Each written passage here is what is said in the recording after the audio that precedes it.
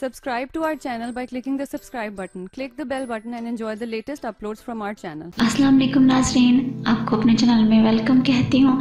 शुरू करती हूँ अल्लाह के नाम से जो बड़ा ही मेहरबान और नहायत ही रहम करने वाला है।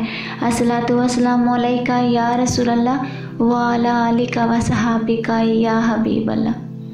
नाज़रीन, आज की इस वीडियो में मैं आपको बताऊंगी कि या कहारू से कैसे कहर बरसाया जा सकता है।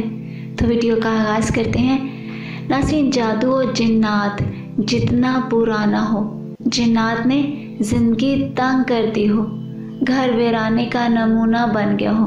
आमिल मलंग बाबे जब जादू बंदिश और जिन्नात के कड़े को तोड़ ना सकते हों तो ऐसे वक्त या कहारू का बकसरत विर्द करें और आँखों से कुदरत का जलवा देखें। दिल बोल उठता है कि वाकई ही ज़िंदगी माल से नहीं अमाल से बनती है। लाइलाज बीमारियों, शुगर, कैंसर, हेपेटाइटिस और हर मुश्किल में पड़ना फौरी असर और नफ़ा रखता है। आज की इस वीडियो में इतना ही। तो हमें याद रखिएगा, मिलते हैं अगले वीडियो में। तब तक के लिए अल्लाह हाफ़िज़।